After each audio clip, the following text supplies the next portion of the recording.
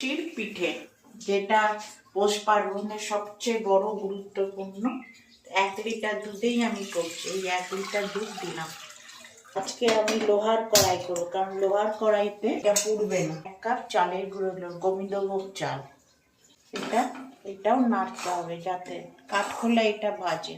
কালারটা চেঞ্জ হয়েছে, এখন এটা নামিয়ে দেবো। 1 লিটার আছে তো এটাকে 500 থেকে 650 মতন করতে হবে। তারপরে এই কড়াইয়ের মধ্যেটা চাল ততটা নেবো, গরম জল ফুটতে হবে।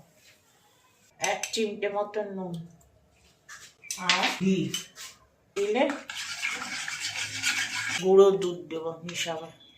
1 চামচের মতন 1 টেবিল স্পুন গুঁড়ো দুধ। এটা গুঁড়োটা তৈরি হয়ে গেছে।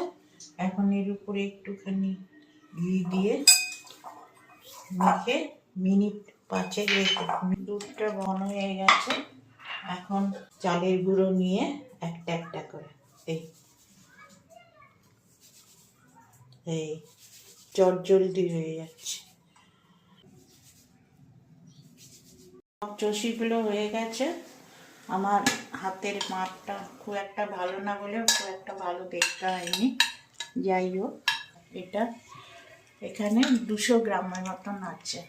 কেউ তো কম খায়, কেউ বেশি খায়, সেই জন্য আমি 200 গ্রামের মতন নিলাম।